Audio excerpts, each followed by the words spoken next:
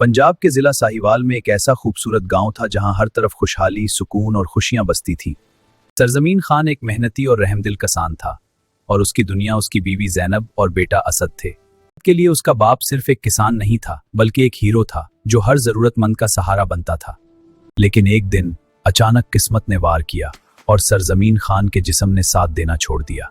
सरजमीन खान की हालत हर गुजरते दिन के साथ खराब होती जा रही थी। आखिरकार उन्हें अस्पताल ले जाने का फैसला किया गया। वो फौरन साहिवाल के अस्पताल पहुंच गए। सरजमीन खान को फौरन दाखिल कर लिया गया। अस्पताल के इमरजेंसी वार्ड में सरजमीन खान को फौरन बेड पर मुंतकिल किया गया और ज़ैनब और असद बेबसी से ये सब देखते रहे। डॉक्टर ने सरजमीन खान का तफसीली मुआयना किया और उसके चेहरे की खामोशी एक खतरनाक सच की निशानदही कर रही थी और फिर उनकी पूरी जिंदगी बदल दी। डॉक्टर ने बताया कि सरजमीन को कैंसर है। जब डॉक्टर ने इलाज के अखराजात बताए तो ज़ैनब के पैरों तले जमीन निकल गई। इतना ज्यादा हम कैसे अदा करेंगे? और सरजमीन खान सोच में पड़ गए कि आखिर वो इलाज के अखराजात कैसे पूरे करेंगे। क्या हम कर सकेंगे? जिंदगी के सबसे बड़े फैसले का लम्हा आ गया था। ज़ैनब और सरजमीन खान ने दिल में हौसला किया और अगला कदम उठाने का फैसला किया। चौधरी साहब, मेरे शोहर की जिंदगी बचाने के लिए कर्ज की जरूरत है। कितने की जरूरत है? 50,000 बराए मेहरबानी। मजबूरी ने उन्हें झुका दिया। इलाज के लिए चौधरी बशीर से एक बड़ी रकम कर्ज ली गई। इलाज के बावजूद बीमारी कम ना हुई। हर गुजरती रात के साथ उनकी हालत बिगड़ती जा रही थी। और फिर एक खामोश रात असद के सर से बाप का साया उठ गया। सुबह असद की जिंदगी की सबसे अंधेरी सुबह थी जब उसके वालिद मिट्टी में सुपुर्दे खाक हो गए। कर्ज वापस न होने पर चौधरी बशीर ने जमीन अपने कब्जे में ले ली। उस दिन मां बेटा अपनी जमीन छोड़ने पर मजबूर हो गए। फाके उनकी जिंदगी का हिस्सा बन चुके थे। दूसरी तरफ चौधरी का बेटा अली ऐशो आराम में जिंदगी गुजार रहा था। मगर किस्मत कुछ और लिख चुकी थी। अचानक चंद लम्हों में सब कुछ बदल गया।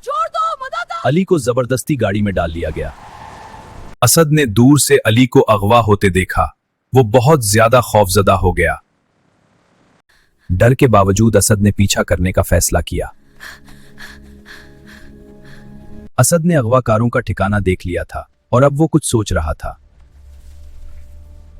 मगर खौफ ने उसकी जबान बंद कर दी। वो खामोशी से घर लौट आया। 50 लाख रुपए का मुतालबा है। अगवाकारों ने 50 लाख रुपए का मुतालबा कर दिया।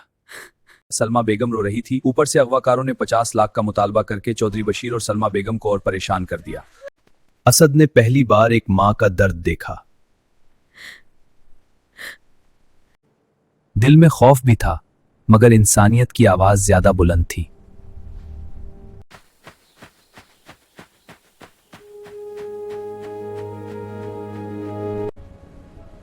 इस रात असद ने फैसला कर लिया, वो अली को वापस लाएगा।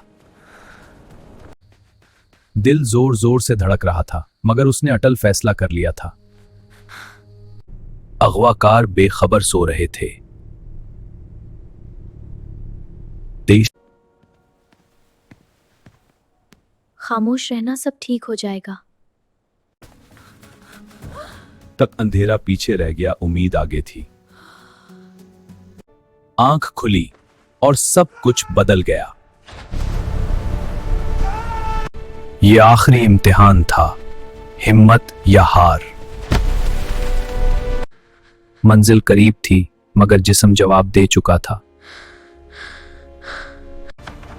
मदद आ चुकी थी, उम्मीद ने दस्तक दे दी थी।